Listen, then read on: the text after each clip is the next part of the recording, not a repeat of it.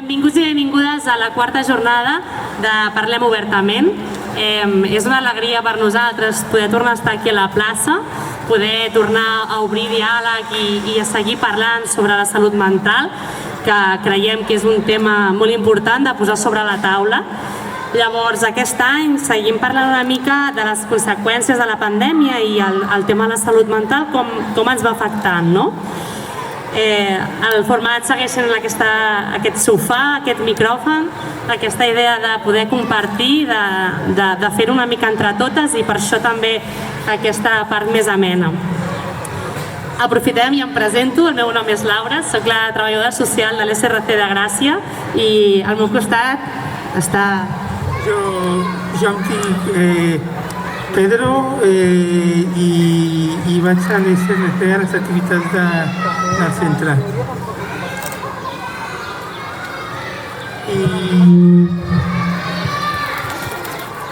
Yo soy el Hermes. También hago parte de la... Molt bé. Llavors, avui vindran diferents ponents, els anirem donant pas.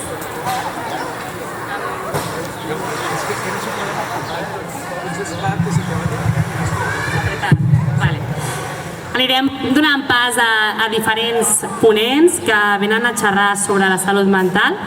En algun moment obrirem el micro obert, també perquè podeu participar, i afegir que també tenim una exposició. ¿Oi que sí, Pedro? Sí, tenemos una exposición artística de cuadros pintados por artistas que se llama El Arte Confinado. Los artistas que han participado son, según podemos ver en los cuadros, son Solé, Medi Eis, Antonio, Juan Muñoz, Montse Riera, Félix y Carlos. A continuación, damos paso a Martí Correa, profesor de la Universidad Rovira y Virgili, que hablará sobre la actualidad, salud mental y actualidad. ¿Le damos paso?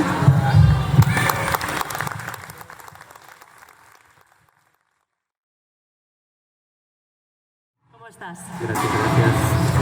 Bien. Aquí. Bueno, feliz de estar en este tipo de espacios y más en los tiempos que nos envuelven, los tiempos de encierro. Y gracias por generar estos espacios, gracias por generar estos ágoras que nos ayudan a pensar un poquito. Y tenemos 10 minutos,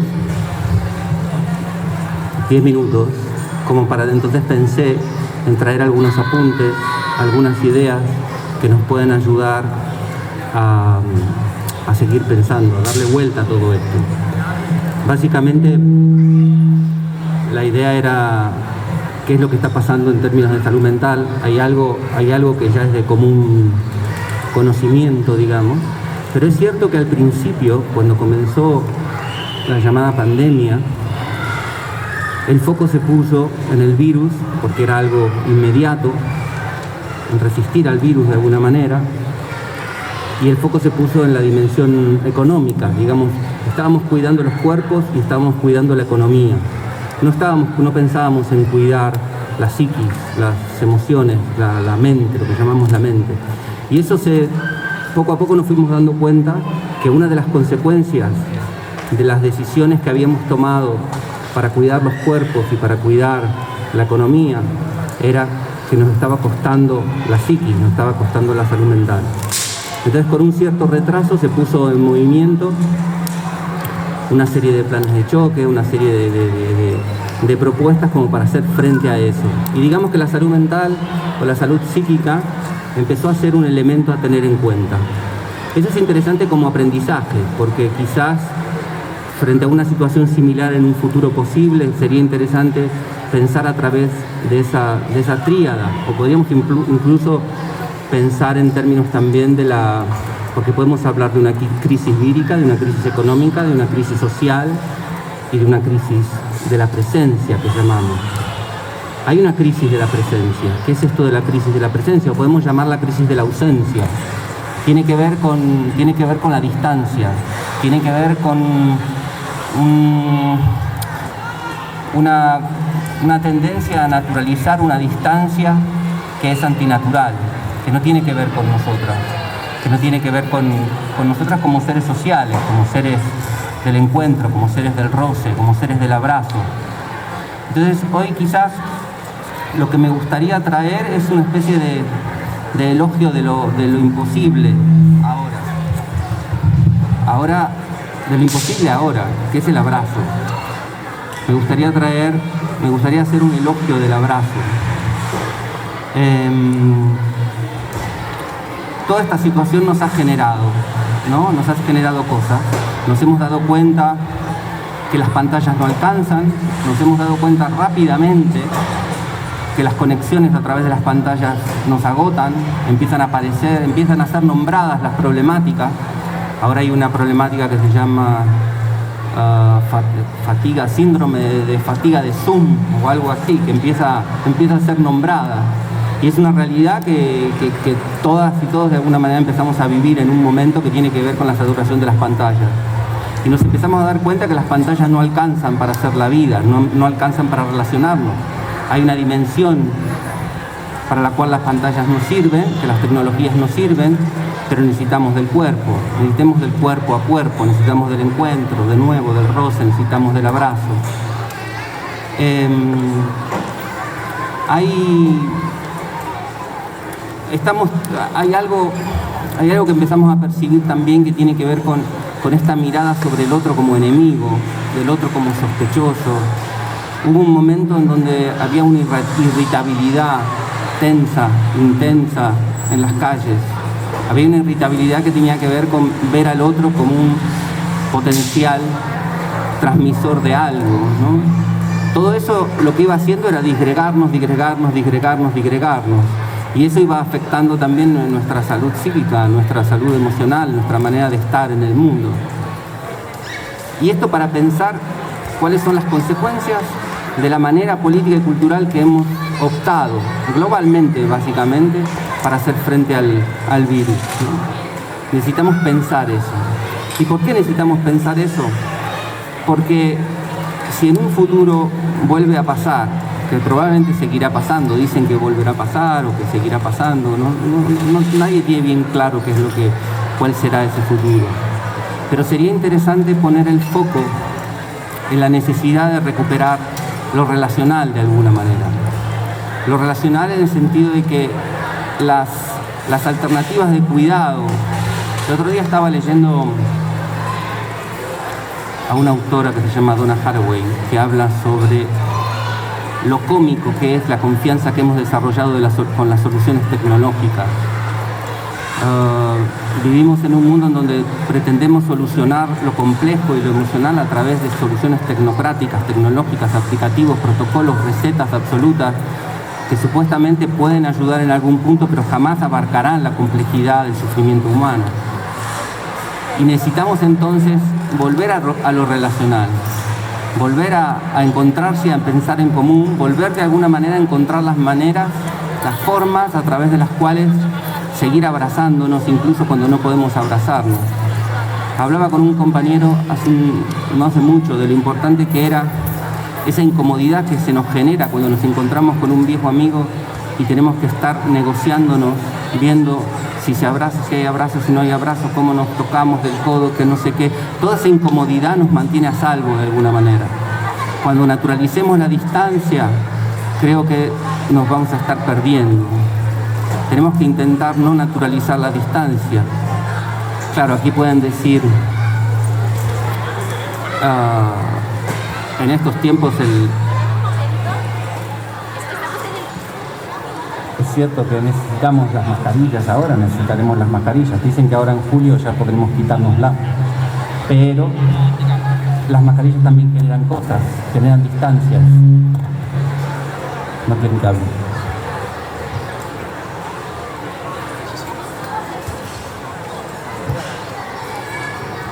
Quizás se juntan ahí. No pasa nada.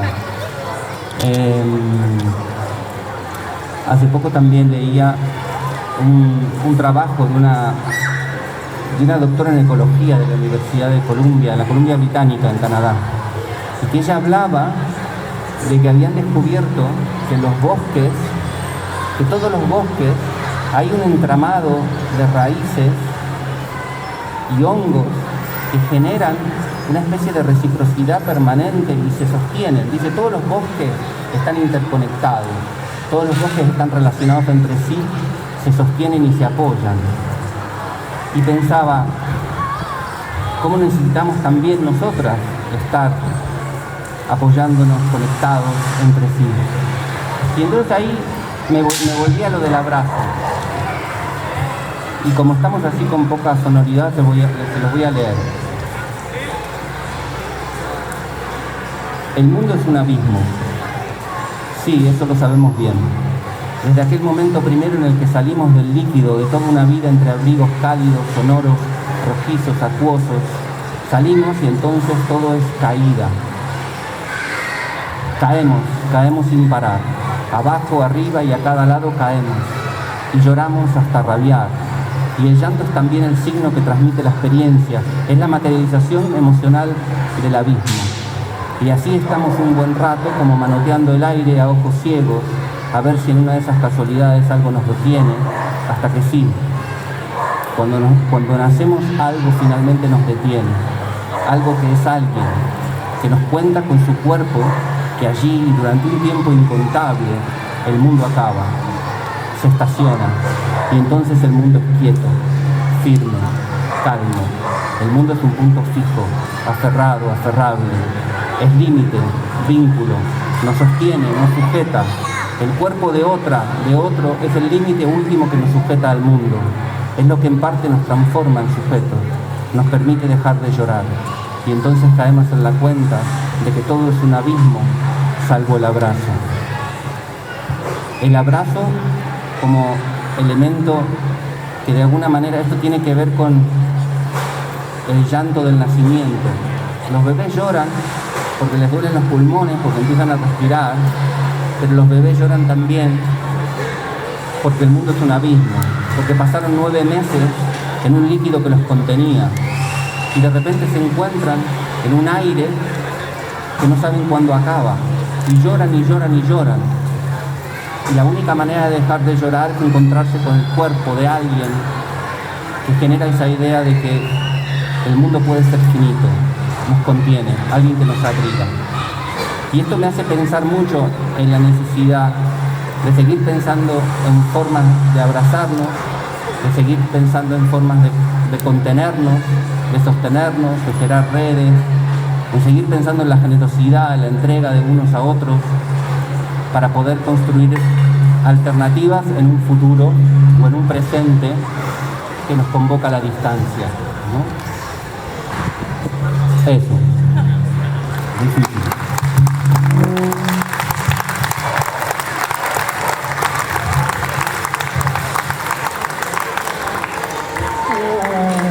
Un fuerte aplauso a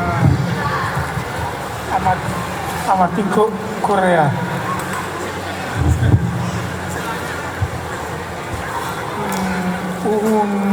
Un fuerte aplauso a Martín Correa.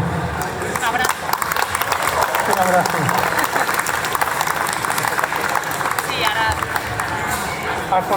A continuación presento a Javier Pérez, psicólogo del SRC del TI Mulis, que hablará sobre experiencias en salud mental.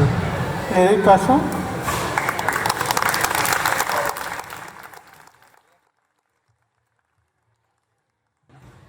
Muchas gracias por volver a invitarme. Yo estuve el año pasado, la verdad es que me lo pasé muy bien, así que estoy encantado de poder repetir y os lo agradezco de verdad. Y os doy la enhorabuena por unas jornadas que realmente son muy chulas, muy interesantes y que vale la pena. Bueno, como me han presentado, ¿hay algún truco? No. La improvisación. Es el truco. Bueno, yo soy Javier Piguis, soy psicólogo de un servicio de rehabilitación comunitaria, el del Dr. Pimolís. Un servicio de rehabilitación comunitaria es un centro donde trabajamos para ayudar a personas con un trastorno mental severo a recuperarse. Para ello pues trabajamos las actividades de la vida diaria, las relaciones sociales, el manejo del estrés, la expresión artística, el ocio y un poco el trabajo con la comunidad. También en la unidad donde trabajo hay una residencia de salud mental con la que en ocasiones también he colaborado, sobre todo en los últimos tiempos. El año pasado venía a hablar de experiencias relacionadas con la COVID. Este año vengo a hablar de experiencias relacionadas con la COVID. Yo creo que es un tema que quizás he hablado poco, es broma. Y bueno, el año pasado un poco la conclusión que hacía eran dos. Por un lado, que en los momentos más duros de la pandemia, en el confinamiento, realmente las personas con las que trabajo, las personas a las que atiendo, me habían dado una lección de cómo afrontar las dificultades y que era algo que agradecía. Y como después recomendaba como algo imprescindible para seguir trabajando la importancia de las comunidades, de la comunidad, de las relaciones en comunidad, conectando un poco con la ponencia anterior y cómo necesitábamos reforzarlas para poder salir mejor de esta. Esto, bueno, ha quedado un poco pendiente todavía, porque además, a lo tonto, llevamos más de un año de pandemia. Y quizá desde el inicio el tema de la salud mental fue un tema que estuvo de moda, pero últimamente cada vez está más de moda. Nuestro recién estrenado presidente de la Generalitat, uno de sus primeros discursos fue para decir que iba a hacer un plan de salud mental, todavía está pendiente, del que hará. La próxima maratón será de salud mental, que ya se está empezando a mover. Y además estamos empezando a ver un poco las consecuencias a nivel de salud mental que ha tenido la pandemia o que está teniendo la pandemia. Ya hemos visto que el colectivo quizá más afectado son los jóvenes. Ha supuesto una ruptura en su desarrollo vital, ha supuesto una ruptura en sus proyectos de vida, pero también hemos visto que ha generado un malestar a nivel general, ¿no? A todos nos ha afectado en cuanto a calidad de vida. Y quizá lo que estamos viendo en personas que ya tenían dificultades en cuanto a salud mental antes de la pandemia es una tendencia a la cronificación. Tiene sentido. Si vemos que estamos en una situación de más o menos congelación, en la cual a veces avanzamos, a veces retrocedemos, a veces hay desescalada, a veces vuelve a haber restricciones, todos estamos como un poco parados. Si tú partes de una situación en la que estabas más o menos bien y te quedas congelado, puedes seguir más o menos bien, pero si partes de una situación en la que tenías dificultades, el cambio, la mejoría se vuelve más complicado. Y sobre todo porque, volviendo un poco a lo de la comunidad, las comunidades también están muy congeladas, están muy paradas. La comunidad ya venía muy debilitada de antes, de décadas anteriores, pero en este momento no se ha conseguido todavía regenerar. En mi centro trabajamos mucho con la comunidad, lo consideramos un elemento imprescindible para recuperarse, el poder volver a conectar con la comunidad. Y en este momento es muy complicado. Esto, por ejemplo, se traduce en que en el último año apenas hemos conseguido dar altas. Los tratamientos funcionan, la gente mejora, pero esta mejoría no se consolida porque no se llega hasta la comunidad. Y esto es un problema. Sin embargo, el tema de salud mental está muy de moda. Parece que va a haber un aumento de recursos, parece que va a haber un aumento de programas. Y a mí esto como profesional me genera un poco de miedo. Y os explico el miedo.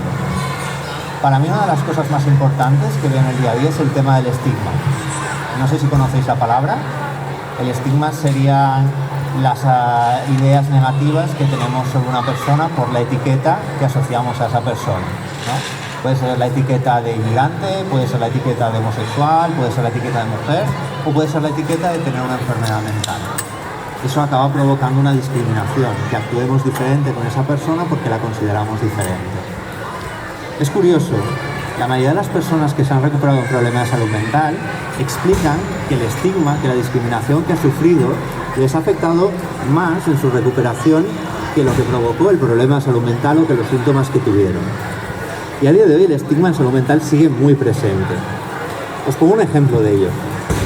En la residencia donde trabajo, donde en parte trabajo, el confinamiento ha durado allí un año.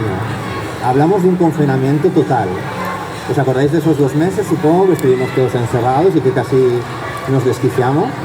Pues ellos han estado un año en el que ni siquiera podían salir a comprar, un año totalmente encerrados. Yo me planteo si no fuera una residencia de salud mental, si eso hubiera sido posible. Se ha hecho en residencias de salud mental, se ha hecho en residencias de discapacidad intelectual, pero por ejemplo no se ha hecho en residencias de estudiantes, y son residencias igual. ¿no? Me hace pensar que ese elemento de discriminación es lo que lo ha permitido. ¿Qué ocurre? ¿Sí? Vale. ¿Qué ocurre? Que el miedo que yo tengo es que si empezamos a generalizar el tema de salud mental y empezamos a aceptar que hay más gente que puede tener problemas de salud mental, lo cual en parte es positivo, puede ocurrir que indirectamente acabemos también generalizando el estigma, con todas las consecuencias negativas que eso tiene. ¿Qué podemos hacer? Yo creo que lo más importante que podemos hacer es intentar desterrar de una vez por todas el modelo médico que explica la salud mental. No el modelo médico, perdón, el modelo biológico, porque no todos los médicos lo siguen. El modelo biológico explica la salud mental como algo que depende de nuestra biología, de nuestros genes, de algo que llevamos dentro. De forma que hay unas personas que pueden tener enfermedad mental y hay otras que no. Esto se ha visto que no solo es simplista, sino que además es falso. Se llevan décadas, hay grupos de investigación que llevan décadas intentando encontrar y dedicando miles de millones para ello, intentando encontrar cuáles son los genes que provocan las enfermedades mentales, al menos las principales. No se ha encontrado nada concluyente todavía. Cuando se les pregunta por qué, ellos dicen, no, es que necesitamos más dinero y más tiempo. Lo más probable, lo más plausible a día de hoy es que esta no sea la explicación. Que la explicación es que las personas que desarrollan un problema de salud mental es porque sufren y porque se enfrentan a situaciones difíciles en las cuales en ese momento no tienen los recursos al alcance para poder hacerlos frente. Y por eso desarrollamos problemas de salud mental. El modelo biológico nos dice que somos diferentes, que depende de nosotros. Pero sin embargo, ahora sabemos que todo el mundo podemos tener un problema de salud mental a lo largo de nuestra vida, que no hay algo que nos haga diferentes. Respecto a la pandemia, corremos un poco el riesgo de que nos pase lo mismo, que acabemos dividiendo a las personas en dos tipos: los que pudieron superar la pandemia y los que no pudieron y tuvieron problemas de salud mental. Y eso es igual de falso. Yo creo que podemos hablar de dos tipos de personas: los que encontraron, los que tuvieron a su disposición, mejor dicho, los recursos personales, los recursos sociales, los recursos familiares, los recursos comunitarios y los recursos económicos para hacerle frente, y las personas que no dispusieron de ellos. Y lo de los recursos económicos es especialmente importante. Una cosa que nos ha enseñado la COVID, por sacar algo bueno, es que los recursos económicos son importantes. El principal factor de riesgo después de la edad para contagiarse de COVID son los ingresos económicos. Si tienes pocos ingresos es más probable que te contagies y es más probable que además te afecte más que a los demás. Y, curiosamente, en salud mental ocurre lo mismo. Más allá que la genética o más allá que cualquier otro factor, el factor que más explica el poder tener un problema de salud mental son los recursos económicos. Si tienes pocos ingresos, es más probable que tengas un problema de salud mental y además que cojas la COVID. Esto, además de ser injusto, porque lo es, también nos da una lección importante, creo, de qué es lo que podemos hacer, o qué es lo que deberíamos hacer, o qué es lo que debemos pedir. Yo creo que a día de hoy podemos concluir que el principal tratamiento para los problemas de salud mental es una mejor redistribución de la riqueza. Yo creo que debemos entender que los problemas de salud mental no es algo individual, no es algo que depende de las personas, no deja de ser una manifestación de los problemas que tenemos en nuestra sociedad. No creo que podamos abordar los problemas de salud mental si no buscamos la justicia social. Y esto es lo que os quería decir.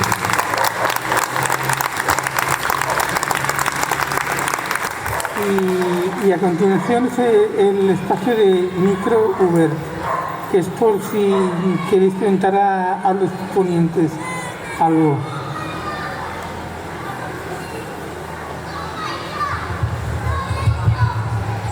Si a alguien le apetece hacer una pregunta, una consulta, también es como el momento en el que pasamos el micro.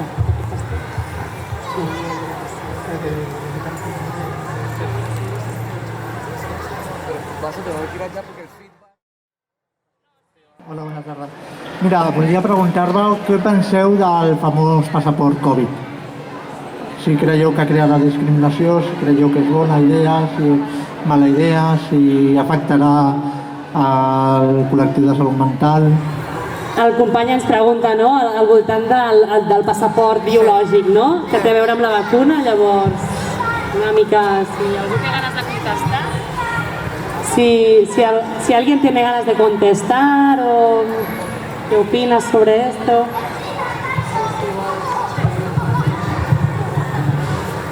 Ahí me dejan un micro y no me voy, es peligroso.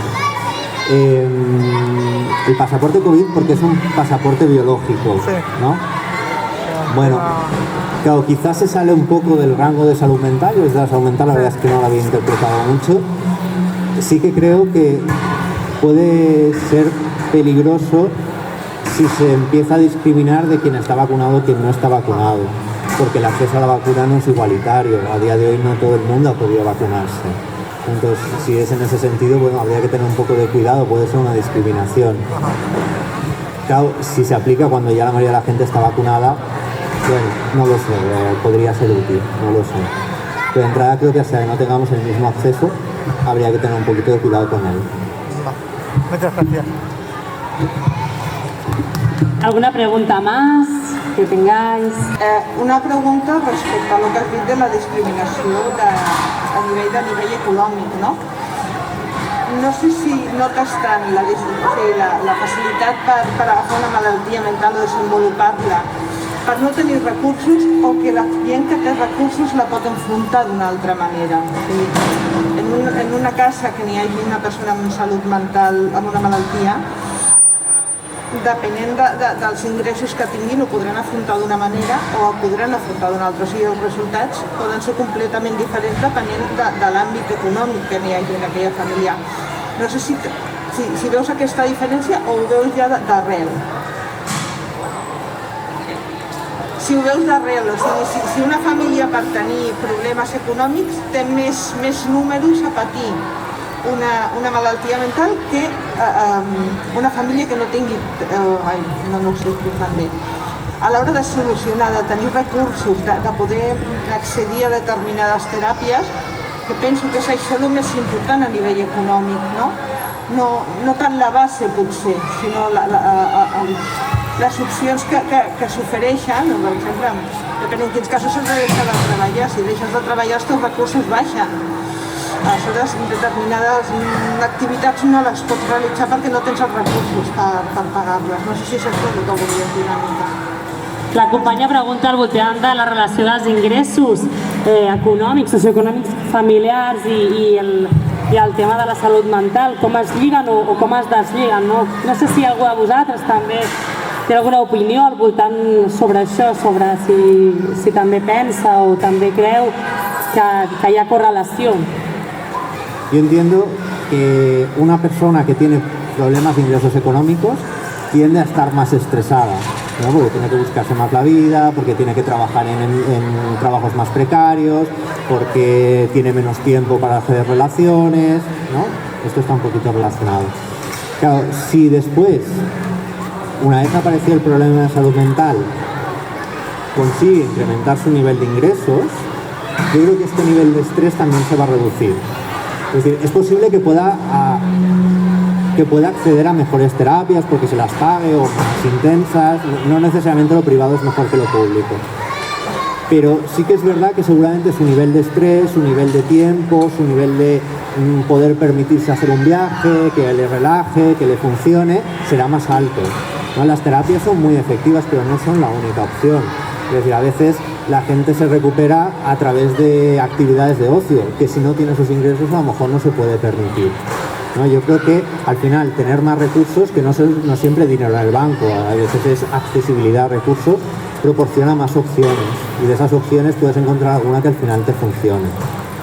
No sé si contesto más o menos. En el ámbito familiar. Depende de la familia, puedes disponer de más tiempo. Es que escucho muy mal, ¿eh? Que en el ámbito familiar...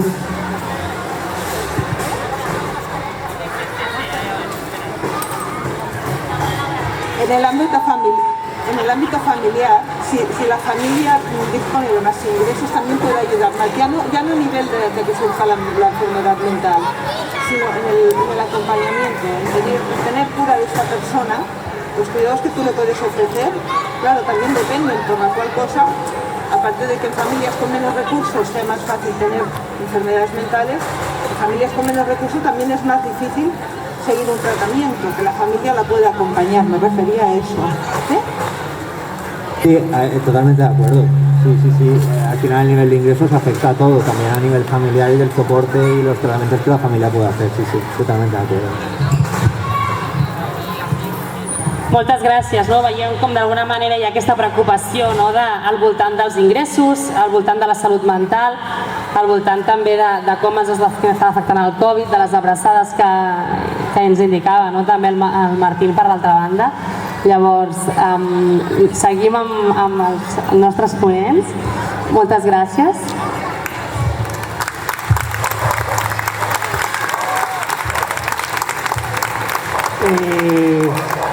A continuación tenemos a María Antonia Vidal Gumí, activista d'Obertament Parlem. Parlarà sobre la campanya Jo no estic bé.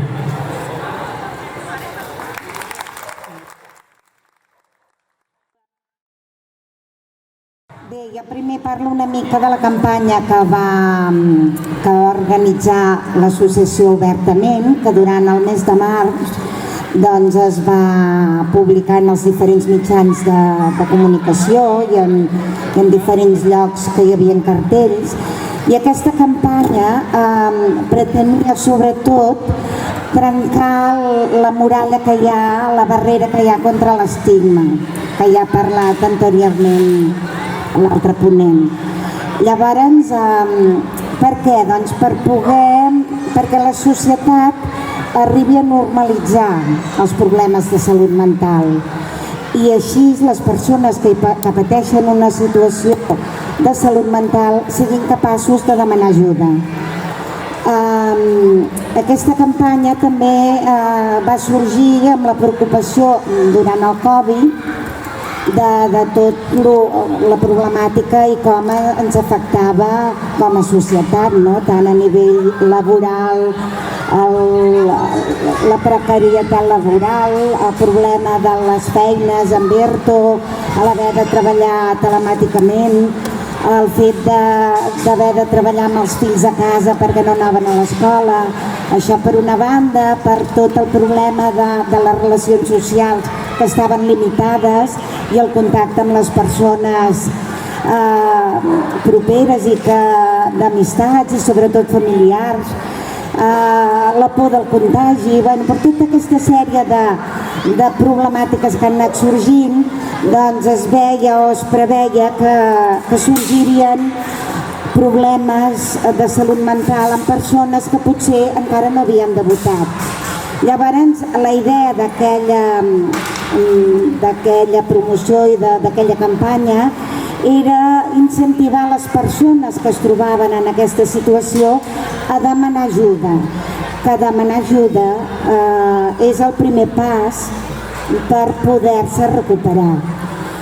Llavors, la campanya, a part que van sortir, primer hi havia un espot publicitari, que hi havia 3 persones que havien debutat durant la pandèmia i que explicaven com es havien sentit i que en el moment en què demanen ajuda doncs comencen a recuperar-se. Això és la primera part, l'espot.